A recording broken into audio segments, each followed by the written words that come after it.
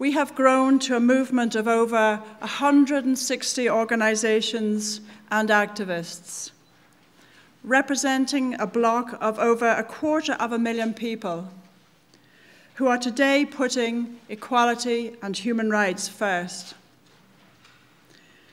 I want to welcome you all to this very special event this morning, to this testament that equality and human rights matter.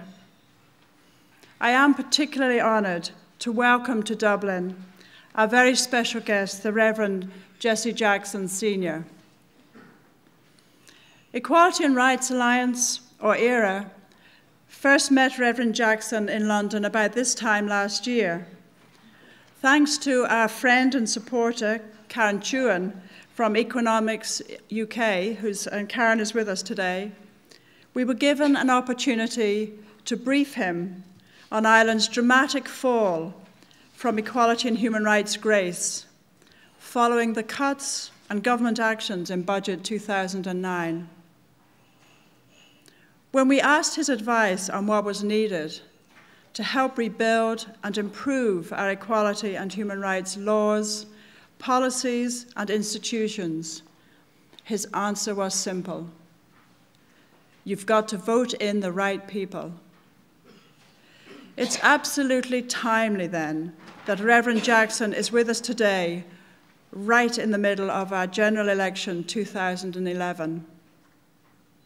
And the Reverend Jackson will be glad to know we took his advice on board. We got our election campaign underway back in the middle of January.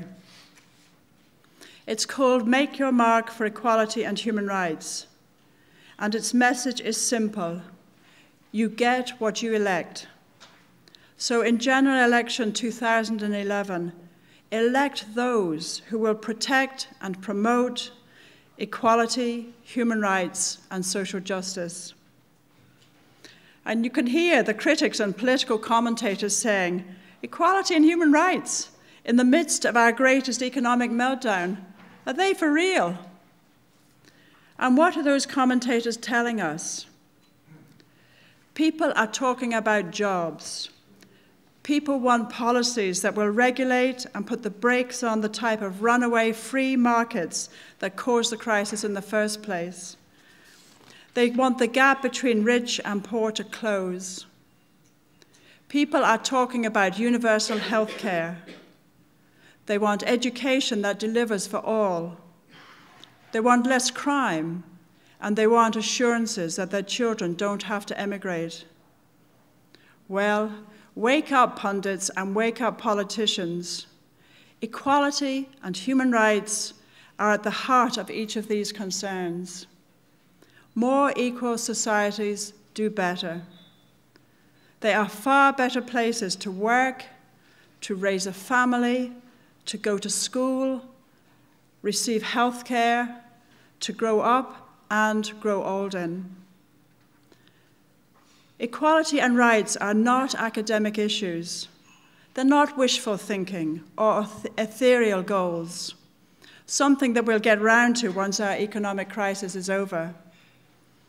They are intrinsically linked to our everyday lives. Investing in equality and human rights is the way out of this economic recession.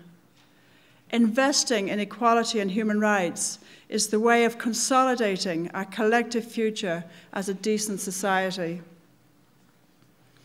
The ERA roadmap, which we are launching here this morning, sets out clearly and succinctly the groundwork that is needed in Ireland to build this more equal society. The roadmap is visionary. It is achievable.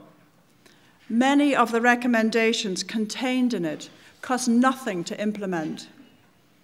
It outlines the building blocks we need in law, policy, and statutory watchdogs if we are serious about putting in place the decent and just future that everybody is talking about. However, putting this vision on paper is just one part of the work involved in achieving our ambition for a world-class equality and human rights infrastructure. The ERA roadmap, and indeed all of ERA's work, is an example of what is being called deliberative democracy.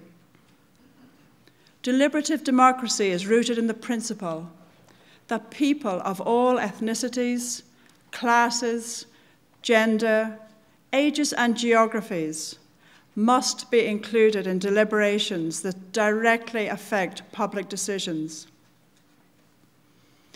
It is only when we facilitate and encourage this politics of consultation, diversity, recognition, and representation that we begin to have anything that resembles meaningful democracy and real democratic justice. Too often, what we are sold as democracy is only a watered-down version of it. It can be a bit like looking at an old black and white TV set when you know that reality is in full color and 3D. ERA members and stakeholders throughout the country were consulted in developing this roadmap. Their diverse thoughts, ideas, and feedback have been incorporated into the recommendations and ideas contained in it. At the other end of the process, we have sought endorsement for the roadmap from a wide range of civil society and political organizations. So far, over 60 organizations have formally endorsed the roadmap, and we're still counting. As a collective, we want to strengthen political commitment to an effective and resilient equality and human rights infrastructure, ensuring in the short term that it is not eroded further. We also want to provide strategic leadership in protecting, strengthening, and critiquing that infrastructure as an essential element of sustainable development and growth. The completion of this roadmap is a major step towards achieving these objectives. This roadmap is truly a reflection of what civil society wants, which is why it can and will work. But it can only begin to work if it is taken seriously and acted upon by those who are currently listening to us so intently for our votes. Before I finish, I want to allude to the Irish Age of Enlightenment and to refer quickly to a book called An Leabhar Gabhála, or the Book of Invasions. It is a loose collection of mythology, folklore, and history, recounting the origins and history of the Irish race. It tells the story of settlers to Ireland. It positions Irish people at the center of world events. It describes how our island was subjected to a succession of invasions, each one adding a new chapter to the nation's history. Far from being a negative account of settlement and invasion, however, the stories within the book are a celebration of diversity, collective power, and resilience. Perhaps from today, we can start to imagine and hope for a new age of enlightenment to start writing the 21st century Leabhar Gabhála, a recounting of modern Ireland that also celebrates diversity, collective power, and resilience. The ERA roadmap being launched today could be the first chapter. After February the 25th, the election result will begin to determine what goes into the following chapters. Thank you very much.